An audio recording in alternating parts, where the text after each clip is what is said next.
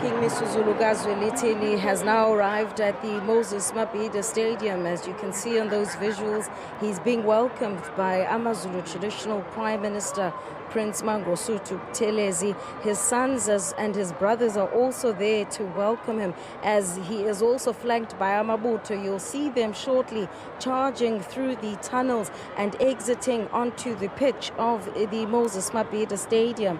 The man of the moment has arrived, and King Misuzulu, the name itself being the fortifier of the Zulu nation, this is the hope and the aspiration of those who will be looking to him as he leads this great nation forward, that his vision and his leadership will bring about prosperity. So his name's really important. Misuzulu, Snobile, the one who conquers. These are all names that are important for the AmaZulu nation. You should be seeing King Misuzulu Gazwelithini making his way onto the pitch of the Moses Mabhida Stadium any moment from now.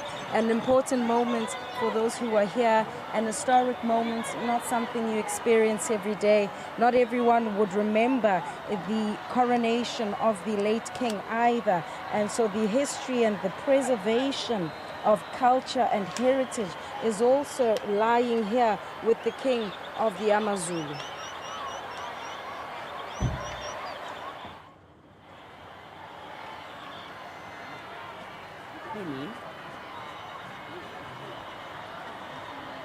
Zianda Ngobo, if you can hear me, Tembekile here.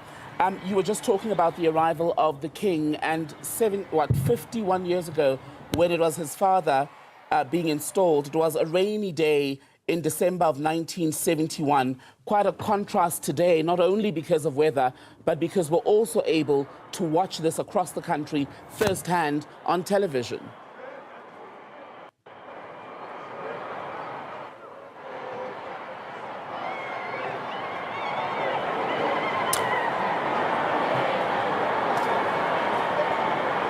Okay, I suspect we've lost our connection to Zianda Ngobo, but she is among the people there. Much excitement in the Moses Mabhida Stadium. The arrival of the leader of AmaZulu, King Misuzulu, happening in the last few minutes. We were able to bring that to you live. I'm still in studio now with Professor Pitika Ntuli, and Prof. Zianda was speaking about what you and I had touched on, the name Misuzulu, Sinqobile, what it means, and the role that he now has to take on when you consider that this is a nation that lost its monarch in King Zwelithini, and then the regent passed 3 weeks thereafter, so clearly in need of leadership, stable leadership.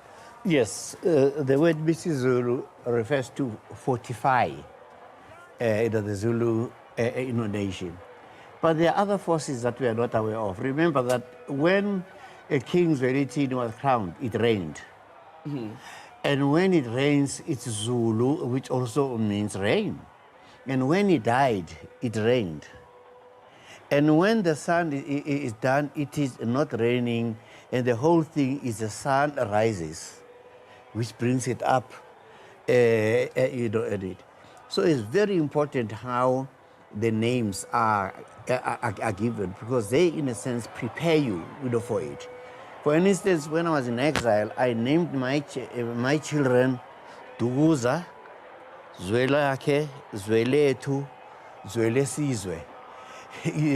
Laying claim to the nation. Yeah, laying claim to the nation that whatever you do, you have a responsibility to do. Why is it your land and we are not doing anything about it? So the whole issue of naming is very critical to psychological and cultural myth. And let's speak to this king and why it is that he's now the rightful heir to the throne. He wasn't named in his late father, King Zwelithini's will, but it was the Queen Regent who said that he should indeed lead. Let's go back through his lineage now and look at his grandparents, for instance, and who they were. I mean, his late grandfather in Eswatini was a revered leader of AmaSwati, and the history of past Zulu leaders is well known. Yeah, well, the grandfather, King Sobhuza II, was for me one of the most caring, spiritual, person. It is no surprise that he's the longest ruling king since the world, had, begun.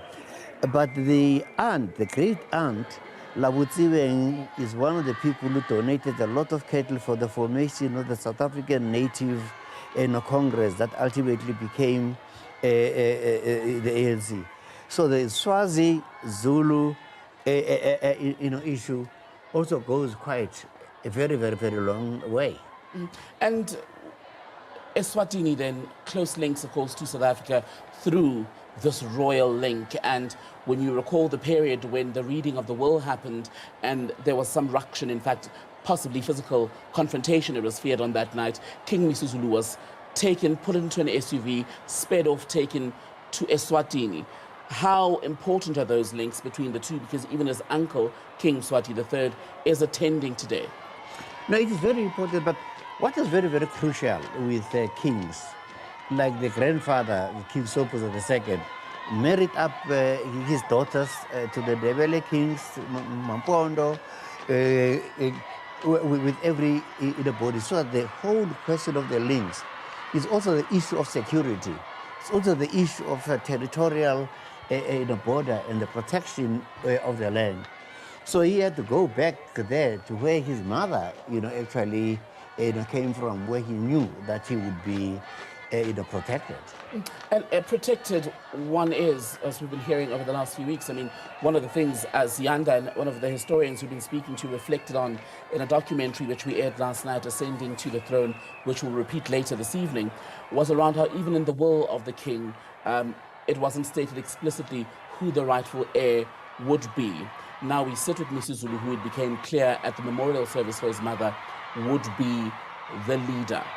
Who then now is responsible for making sure he's protected? Is it the traditional Prime Minister, Prince Mangosuthu Buthelezi, and Amabuto? I mean, those two, but it's also the king in council. There is a council, which is a council of traditional leaders from different districts. They are the ones that actually run into the government, can advise the king. It's not like the king loads it down actually on them. They can also call him to order on it, because they've got the backing of the nation, the backing of the communities where they come from. We were speaking with you a short time ago about the palaces and their significance, because even they, just going back to that earlier theme around which name you give to the children of the royal house, and even their properties are named in accordance with that. I mean, for example, Kwaketum Tandai is a name you were saying carries great significance. Yeah, but Kwaketum Tandai, is where choice. Where you get to a place where women cannot actually choose who they really want.